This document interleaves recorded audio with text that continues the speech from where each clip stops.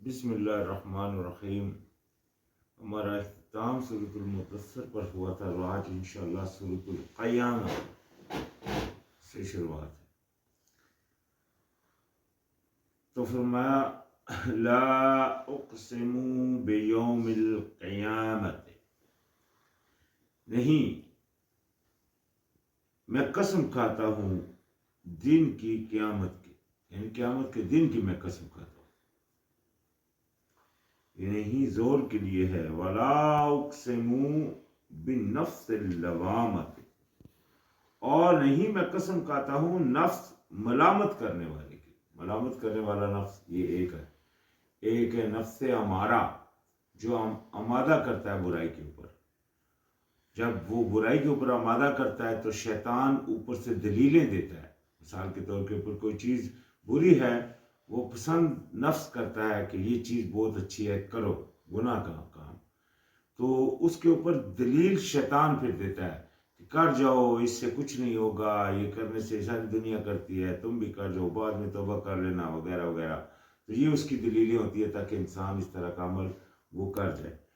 تو یہ جو لوامت والا نفس ہے، یہ لوامت کرتا ہے کہ مت کرو، اندر سے آواز دیتا ہے کہ مت کرو۔ کوئی برا کام اگر بندہ کرنے لگتا ہے تو اس کے اندر سے ایک آواز آتی ہے جو کہتی ہے کہ اس کو ملامت کرتی ہے کہ مت کرو، مطلب یہ گناہ کا کام ہے۔ تو اس کی قسم بھی اٹھائی اور فرمایا ایحسب الانسان ان لن نجمع عظامہ، یعنی کہ کیا انسان خیال کرتا ہے کہ ہم ہرگز نہیں جمع کریں گے اس کی ہڈیاں۔ انسان کا کیا یہ خیال ہے، یہ گمان ہے کہ قیامت نہیں آئے گی یا اس کی ہڈیاں نہیں جمع ہوں گی؟ بلا، کیوں نہیں، قادرین علی ان نسوی بنانہ، قادر ہیں اس پر کہ ہم درست کر دیں اس کی پور۔ یہ دیکھیں پورا، ہڈیاں تو بعد کی بات ہے، اس کی مطلب ایک پور جو ہے، یعنی کہ اگر ہم دیکھتے ہیں، یہ دیکھیں ہماری جو فنگر ہوتے ہیں ہمارے، یہ فنگر اگر نارمل آپ کسی جگہ مطلب کسی برف وغیرہ کے اوپر اگر زور سے رکھ کر اس کو اٹھائیں تو کئی دفعہ اس طرح ہوتا ہے کہ وہ فنگر ضائع ہو جاتے ہیں، لیکن وہ پھر بن جاتے۔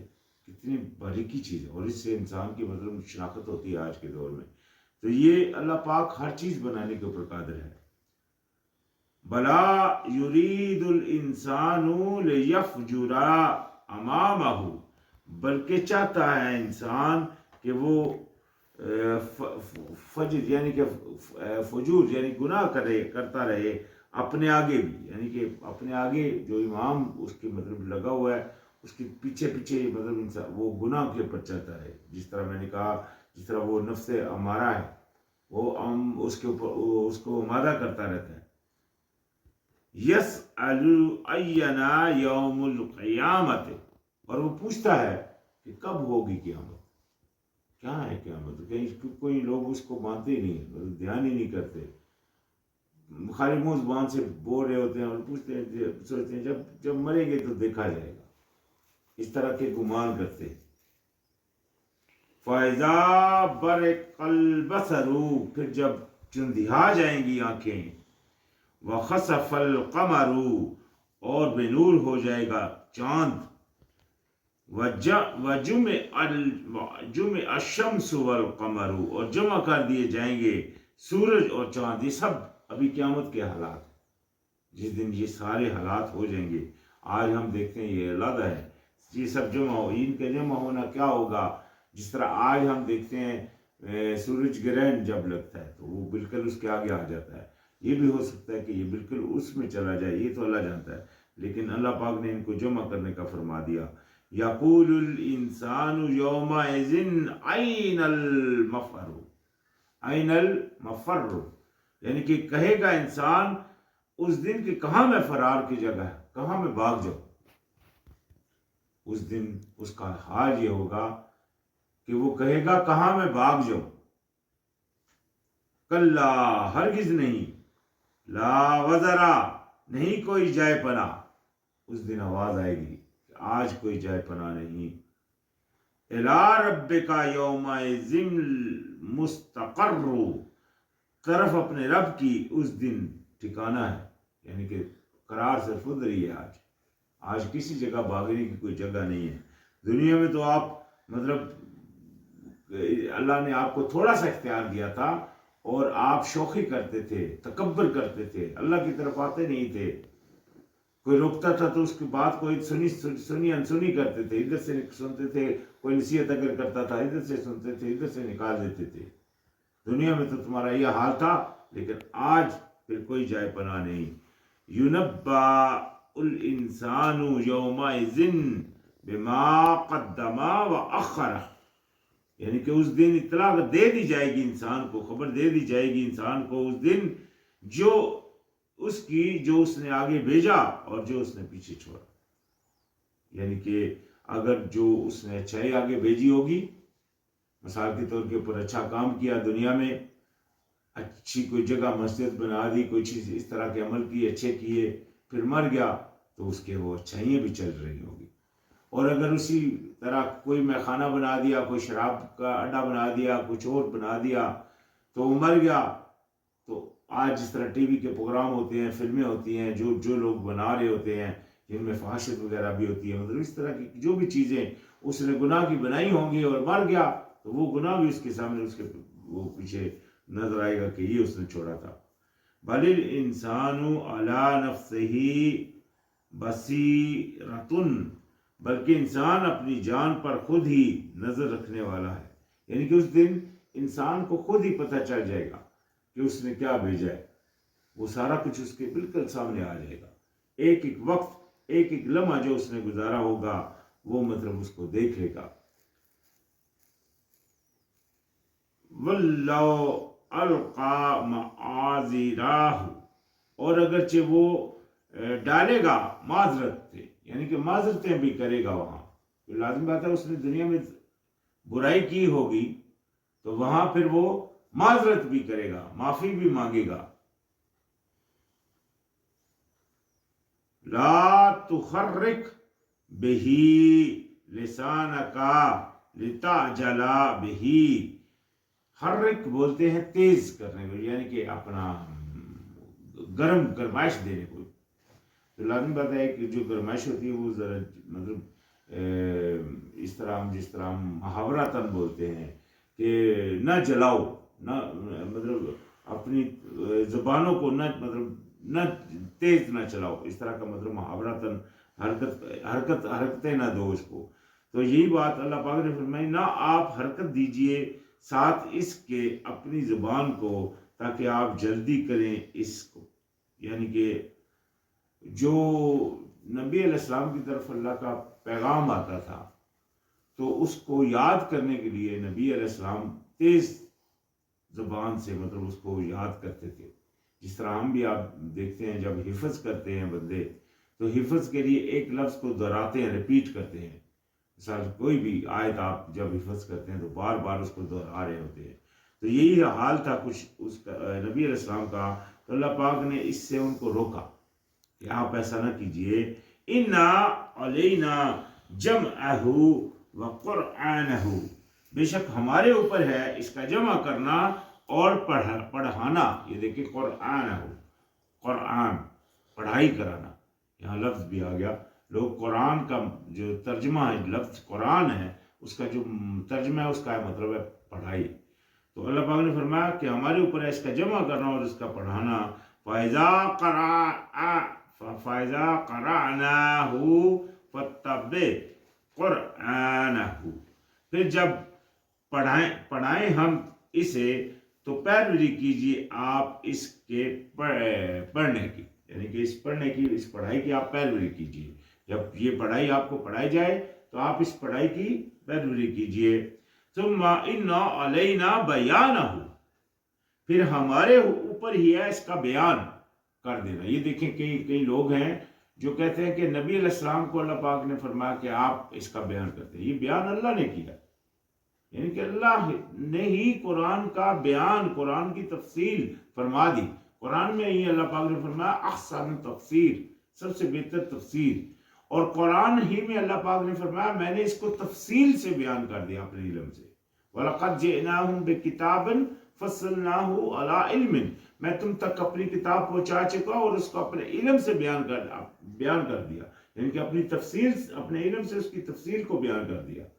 تو یہ ایسی کتاب ہے اس کو کسی تفسیر کی ضرورت، اس میں ہر چیز اللہ پاک نے اگر پیچھے بیان کیا تو آگے اس کی تفصیل فرما دی، اور فرما کہ بے شک ہمارے ذمہ ہے اس کا بیان کرنا۔ کلا، ہرگز نہیں، بل تحبون العاجلۃ، یعنی کہ ہرگز نہیں بلکہ تم پسند کرتے ہو جلدی ملنے والی، یعنی کہ دنیا کے چکر میں جو چیز نظر آ رہی ہے بس اسی کو پکڑنے کے چکر میں ہوتے ہو، تمہارا حال یہ ہے۔ وَتَذَرُونَ الْآخِرَةَ، اور چھوڑ دیتے ہو آخرت کو، یعنی کہ جو آخرت ہے جو آنے والی ہے اس کو تم مطلب اس کی طرف دھیان نہیں کرتے ہو، اس کو چھوڑ دیتے ہو۔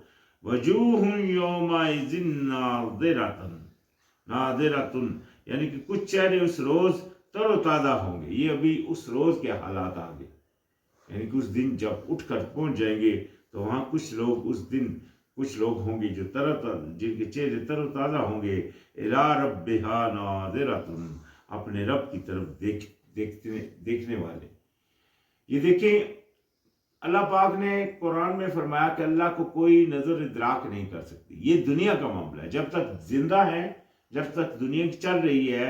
اس کے بارے میں ہم نے پڑھا، موسیٰ علیہ السلام نے خواہش کی کہ میں اللہ آپ کو دیکھنا چاہتا ہوں، تو اللہ پاک نے فرمایا آپ مجھے نہیں دیکھ سکتے، آپ اس پہاڑ کی طرف دیکھیں، اگر وہ ٹھہرا رہا تو آپ بھی دیکھ لیں گے۔ تو جب اس کوئی طور کے اوپر تجلی، اللہ پاک کی تجلی پڑی تھوڑی سی، تو اس سے وہ ریزہ ہو گیا اور موسیٰ علیہ السلام گر گئے، یہ ہم نے پیچھے واقعہ پڑھا۔ تو اس طرح کوئی بھی نہیں دیکھ سکتا، لیکن قیامت والے دن جو مومنین ہوں گے، یہ کیونکہ دیکھیں نا، جب انسان کو ایک چیز ملتی ہے، ایک چیز کی وہ خواہش کرتا ہے، وہ اگر مل جاتی ہے تو وہ اس سے آگے بڑی کی خواہش کرتا ہے۔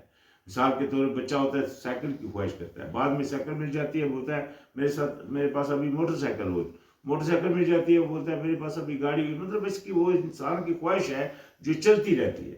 لیکن چونکہ جنت میں اس کو ہر چیز مل جائے گی، اس وقت اس کی خواہش صرف ہوگی کہ رب کو دیکھنا، یہ سب سے بڑی وہ خواہش جس کے اوپر وہ زندہ رہے گا۔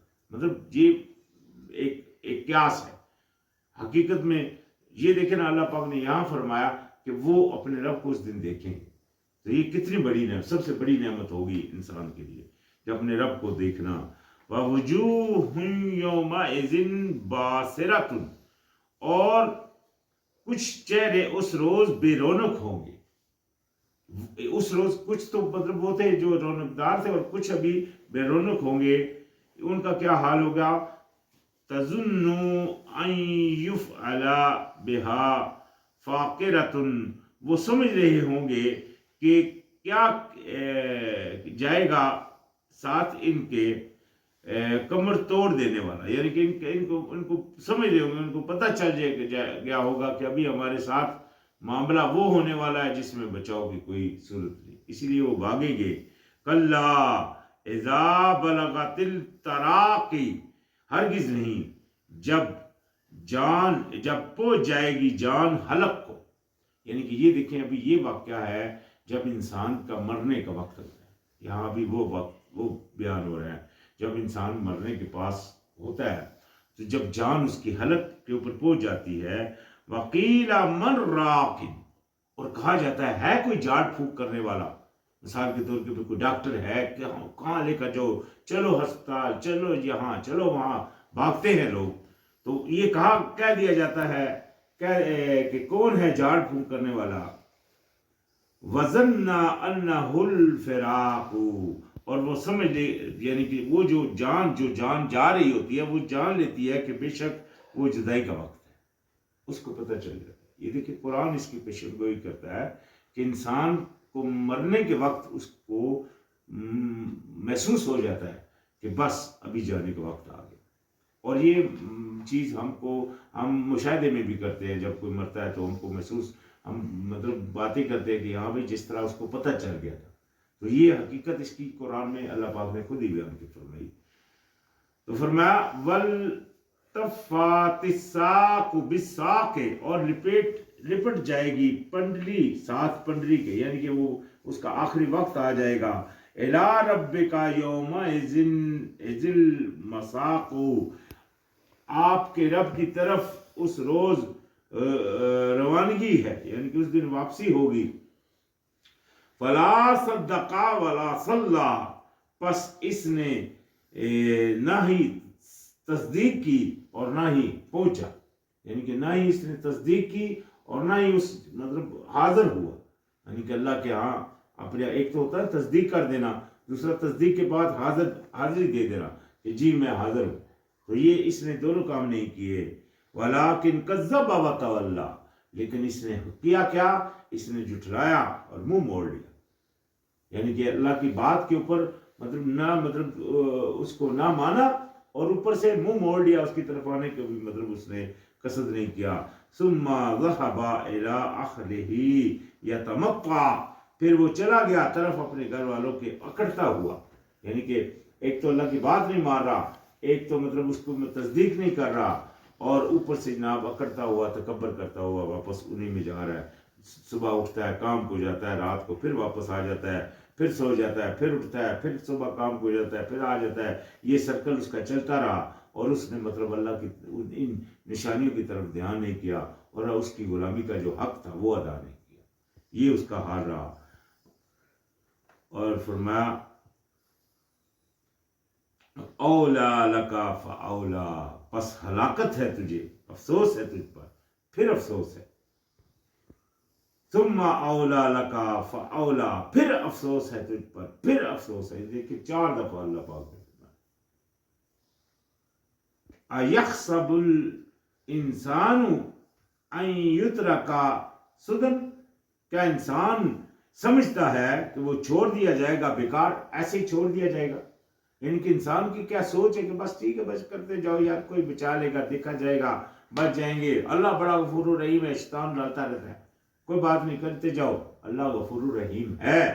لیکن اللہ کی ذات عزیز القہار بھی ہے. اس نے اسی لیے جہنم بنائی تاکہ جو بندہ گناہ کرے اور گناہ کی رو کے اوپر رہے اس کو جو اس میں ڈالے. وہ غفور الرحیم اس کے لیے ہے جو دنیا میں اپنے گناہ کا اقرار کر لے اور اللہ کی طرف تائب ہو جائے. توبہ کا مطلب ہوتا ہے پلٹ آنا، پلٹ آئے اللہ کی طرف اور استغفار کرے، معافی مانگے اللہ سے، تو اپنے گناہ کا کفارہ کرتے ہوئے، تو اللہ پاک ضرور غفور الرحیم ہے. اللہ پاک نے اس کی پیشن گوئی دی قرآن میں. تو لہذا علم یکو نطفتم من منی یمنا، کی کیا یعنی کہ کیا نہ تھا ایک نطفہ منی کا جو ٹپکایا جاتا ہے، یعنی کہ انسان کی حقیقت کچھ نہیں ہے، ایک حقیر پانی ہے. ثم کان علقۃ فخلق فسوی، پھر ہو گیا وہ لوتھڑا ایک، یعنی کہ ماں کے پیٹ کے اندر جب جاتا ہے تو اس کے اندر پھر وہ لوتھڑے کی شکل میں آ جاتا ہے. پھر اس نے پیدا کیا، پھر اس نے درست کیا. پھر اللہ پاک اس کے اندر اس کو مطلب درست کرتا ہے. اس بوٹی سے لوتھڑے کی بوٹی بنتی ہے، بوٹی کے بعد پھر اس کے نئے نقش بنتے ہیں، اس کے ہاتھ پاؤں نکلتے ہیں. تو یہ اللہ پاک کی کاریگری ہے. وَجَعَلَ مِنْهُ الزَّوْجَيْنِ الذَّكَرَ وَالْأُنثَى، پھر اس نے بنایا اس سے جوڑا مرد اور عورت. یعنی کہ وہ جو پہلا اس نے جو پروسیس تھا وہ قطرے کا، اس میں جو وائرس ہوتا ہے وہ کوئی سائنٹسٹ آج تک نہیں جان سکا کہ کیا وہ یعنی کہ مذکر ہے یا مونس. اس کے بارے میں آج تک کوئی سائنٹسٹ، میں نے خود ایک ڈاکٹر سے پوچھا، وہ بولتا ہے اس کا مجھے نہیں پتا، یعنی کہ کسی کو اس کا علم نہیں ہوتا.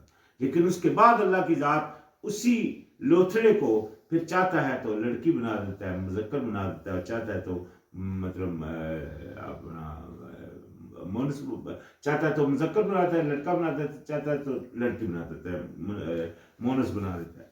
تو فرمایا الیس ذالک بقادر علی ان یحیی الموتى، تو کیا نہیں ہے وہ اس کے اوپر قدرت رکھتا کہ پھر وہ دوبارہ تمہیں زندہ کر دے. یعنی کہ جو اتنا کچھ بنانے کے اوپر قادر ہے، جس نے آپ کو اتنی اچھی تخلیق دے دی ہے. سب سے مشکل بات ہوتی ہے پہلی بار کسی کو بنانا. جس نے آپ کو پہلی بار بنا دیا تو کیا وہ اس کے اوپر، یہ سوال ہے اللہ کا، کیا وہ اس کے اوپر قادر نہیں ہے کہ وہ آپ کو دوبارہ زندہ کر دے؟ مردے کو؟ کیا نہیں ہے وہ قادر اس پر کہ وہ زندہ کر دے مردوں کو، یعنی کہ جو مر چکے ہیں دوبارہ بنانا کیا مشکل ہے؟ تو لہذا بالکل کوئی مشکل نہیں اللہ کے لیے، اللہ ہر چیز پر، ان اللہ علی کل شیء قدیر، اللہ تو ہر چیز کے اوپر قادر ہے، قدرت رکھتا ہے۔ تو خیر آج ہمارا اختتام ہو گیا یہ سورۃ القیامہ پر، انشاءاللہ پھر یہاں سے آگے سے شروعات ہوگی۔ السلام علیکم۔